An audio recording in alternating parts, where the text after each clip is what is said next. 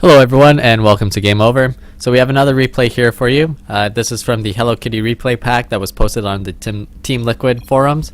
So hopefully today we're going to have a couple more new units to see from Heart of the Swarm. We're going to be opening it up here with a game, Zerg vs Protoss, and spawning here on the left side, it is our Zerg player, Ragnarok. Oh, and it made that gushy sound just at that time. Ah, Zerg, you're so gross. Then, spawning on the right side, it is the Protoss player, HelloKitty. So, Adventures. yeah, so after our last replay, he's obviously played some Hello Adventure, just to get some, micro skills back. Yep. Needed to work on that, so we're happy to have another game here for you. Now with it being a Zerg, we're hopefully going to see a couple of new units, like the Viper, maybe the Swarm Host. They also have new abilities, so Mutas have regen health. Hydras are much better now with the speed upgrade. They're actually useful. Yeah, it's nice. You don't need creep. It's like, oh wow, this should have been something that could have been in the Wings of Liberty game, but that's fine, Well, the thing is that even if they were still fast, I think in Wings of Liberty they wouldn't be as good. But you've seen a few new strategies come from Zerg, like Ling Hydra openings. That's one of them you're seeing.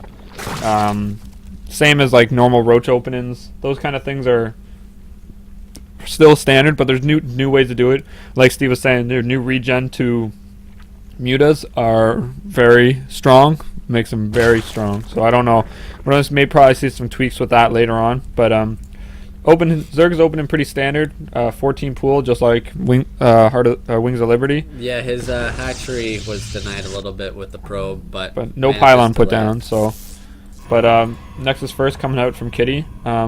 Pretty safe on this map since he's seen that the spawning pool's not done. He threw down the hatchery, so he knows he's not really up against anything.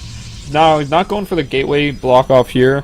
He's going to go for the forge expand here, which I think in Heart of the Swarm it might be a little smarter, because here, if roaches come in to attack, he has the cannon here, and the Nexus also can attack. So I think that's actually a smarter choice in Heart of the Swarm. I think we're going to see a lot more walls off like this on a lot of maps, probably maps that you're able to on, but they'll probably become a lot more standard. So now we're seeing the Lings were built by Ragnarok, so he's actually pushing out the probe, and it looks like he's going to try and go for a third hatchery now, which still really standard and how most Zergs play Wings of Liberty, so pretty much still the same in Heart of the Swarm. Protoss have a few new openings though. It used to be used to make Phoenix and kill queens, but now you can go you can make oracles and actually kill a hatchery with them. Like 3 of them can kill a hatchery pretty easily. Kill the queen and then kill the hatchery. So we'll see if he does some kind of new openings. I'd love to see some oracle play, but you never know.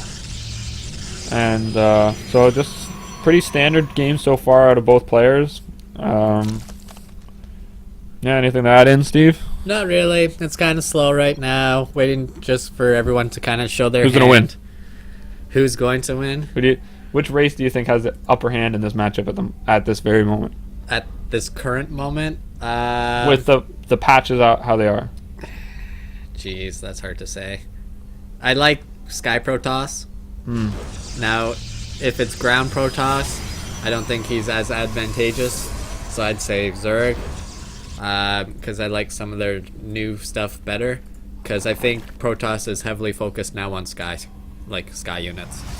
Yeah, well then, when they used to play Brood War, like Protoss used to try to get like 3 or 4 bases and then go convert into like carriers. So seeing players go into that kind of stuff is not really that surprising. But here's something: we got a Twilight Council coming up from Kitty right now. So DTs. No. Well, he's got 2 gases. He doesn't really have the gas to support that at the moment. There's a Dark Shrine coming down, and Kitty loves his Dark Shrine apparently. Yeah, I don't know. Going through his replay pack, it was like 15-minute game. Okay, let's see what he did this one. Oh, DT. Let's go to the next one. Oh no, it's DTs again. Right now, no detection either here for our Zerg player. But there has been a change. When spore crawlers, you don't require the evolution chamber, so you can actually build them right out the spot. So I don't think a DT opening is still valid, but I don't think there's a less chance of like just straight up winning the game with DTs. Your window of opportunity is significantly decreased because you don't need to build that Evo chamber.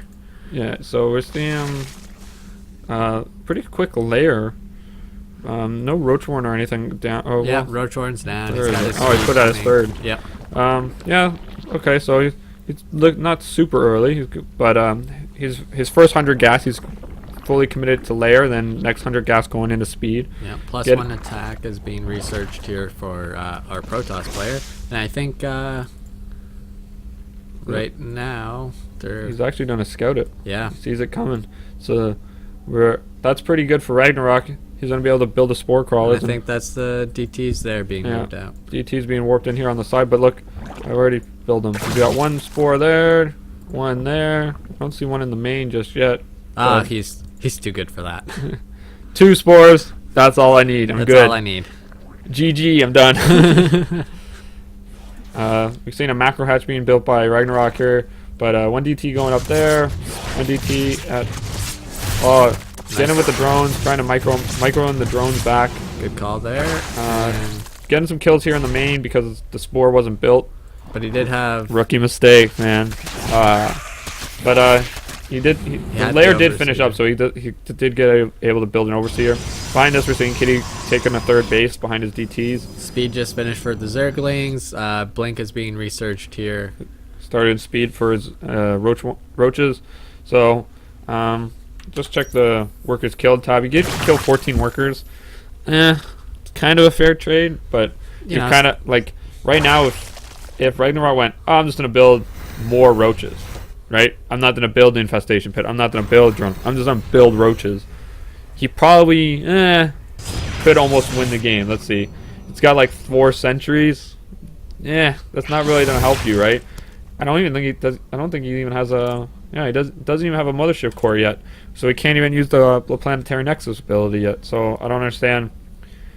I feel like 100 gas should be going into a mothership core like right now. I think that could be something that most Protoss should just do right away. Yeah, with Forge Expand it's a little harder because if you're trying to do a DT, you don't have 100 gas. Same if you went for a Stargate, but you should still get one eventually. And look at this, we've got one of the new upgrades for Zerg. This is for your swarm hosts. It is an upgrade. It upgrades their range and the life of a locust by 10 seconds. So upgrading the life actually upgrades the range of how far they can travel. So I'm guessing we're going to see some swarm hosts being built here. We've got 2 on the way already. So excellent. Some new units being built here by Ragnarok. Now swarm hosts, they're not gas intensive. They're only 100 gas, but they're pretty mineral intensive. And you're going to need a fairly large number of them. Seeing a little push here from Ragnarok being pushed back here by Blink Stalkers and just the cannons he's built here in the little wall. So this is a well defended base here. He's kind of just got to defend this one choke and he's all good. Yep. But yeah, swarm hosts are a very strong unit, but then you need a large quantity of them. 3 or 4 of them aren't going to do a lot. Like they're going to add like 6 units to your army, which are okay, but it's like having 6 Zerglings. They're not super powerful. Right. And Ragnarok hasn't built any kind of he hasn't got any upgrades yet. So just even the locusts when they come out are going to be 0/0, just like his roaches. Now locusts get from the swarm hosts actually get the upgrade from same as roaches from ranged attack. So going from in this matchup going for roaches upgrades and then going into making swarm hosts as like a buffer unit is actually helpful because they're actually they're going to get the same upgrade, so they're pretty useful in that sense. And we're seeing the locusts come out here now and they're just moving forward, and okay, now Kitty's seen them, so what is his answer going to be? See, this is a point where Stargate is very useful. You can get a lot of void rays and stuff like that to pick off the swarm host. But we're not seeing anything from Kitty's just now starting his robo, so I don't know. He doesn't really have an answer for him. He needs something like Colossus or Archon. Those do very well against Locust. But Ragnarok's already got his count up to 9. He's building 3 more. He finished the Spire not too long ago, so he's building Corruptors too. So you know, his answer right now would be Colossus to this, but you know, Ragnarok being smart, getting the corruptors to take out those Colossus. Now, something interesting I want to show you guys is when a swarm host is ready to shoot his locust, the bubbles are up, and then when he uses them, they're gone. It's pretty neat. That you can actually tell. It's actually a visual cue to be like, okay, I can burrow them and then unburrow them and then burrow them again, since they don't have to stay burrowed. So like right now when they're attacking, you can actually unburrow them and run them away. Oh. And then you can bring them back when they're done. But they're actually probably better off. They're pretty slow. But just it's an idea. It's kind of cool. I thought it was pretty cool. Time Warp being thrown down, forcing the Zerglings back. But, you know, he's actually losing Stalkers to free units. So it's not too useful. Here's wave number 2 coming in. Like, nice fungal as well. Oh, big fungal. Even getting the Mothership Core. Mothership Core has been taken out. No more Time Warps. Pretty good use of Time Warp and Force Field there. I'm liking it, but he doesn't have a unit. Like, he doesn't have an AoE unit. He's only just got Stalkers, and against this kind of composition, like, this is a teched up composition. This is like fully layered teched units. He's got like 2 Infestors. He's got a couple Colossus or a couple Corruptors. He's got lots of Swarmos and a lot of Roaches and Lings. You know, and Kitty's just on Stalker. That's not going to help him at all in this situation. Just warping in more Stalkers. And look at the Locust count. It's just getting higher and higher. Like, it seems he's got nothing. He's getting free units, and he's trading them at he's trading them for Stalker. Yeah, which is, you know, gas and minerals. Like, that wave there already picked off 2. Big blink coming in, trying to pick off some of the swarm hosts, but Observer getting taken out. Now he can't kill the swarm hosts. Yeah. So when they're burrowed, guys, they're a non-detectable unit, which is pretty advantageous. It's just another good thing that Zerg has for this Heart of the Swarm. So it should be something that's really should really bring a new dynamic to the game. And I just noticed this. It's got triple evo. Yeah, that's weird. Greater Spire being thrown down here now, and he's going for every upgrade for Zerg right now, except for like air upgrades. But big blink again from Kitty. But look, the Locust actually protecting the Swarm host. Projectile fungal going down, capturing some units. These Stalkers kind of going for a little like poke, but got some Spine Crawlers already down. All the units being pulled back. Swarmos still staying forward, being aggressive, and those Stalkers are going to get taken out. See, that's the thing. I don't think you'd only see that mass Infestor composition you used to see with Zerg. In games like Brood War, you only had a few spellcasters because they were fairly, like, you didn't need a lot of them because you wanted more fighting units. So I feel like now you're going to see a lot more fighting units. But that Observer and times the DTs is a pretty good composition, as we're seeing fight the Swarm host. Especially when they're unburrowed, they're pretty much useless. If you burrow them right now, they actually shoot Locusts. So killing off the Observer right there. DTs just has to wait for the Observers to catch up, and you'll kill all these DTs. Boom, dead. And morphing in 8 Broodlords right now. So now he's got Ground Locust and Sky Locust. Like, I don't know about you guys, but there's like no answer for double free units. Like, you got units that shoot, and then it's like having Roaches and Lings being built for free. Yeah. Locusts have 1/1.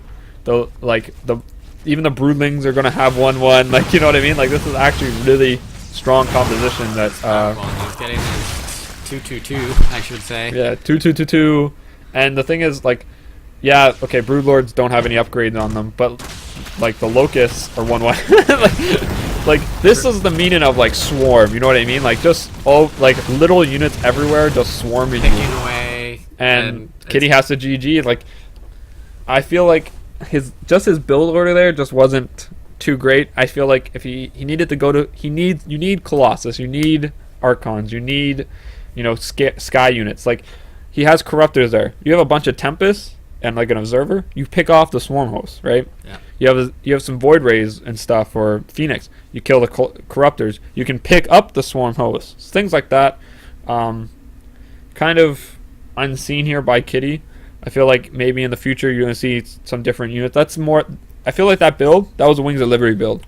Yeah. He's going to need to like upgrade it to fight these kind of compositions from Zerg. It needs to be updated to the new Yeah, it's their Mhm. composition where I have different units now. They're building free units, and I'm taking out your costly units. And I don't need a lot of infestors. You No. know what I mean? Or I don't need infestor and a spine crawler wall.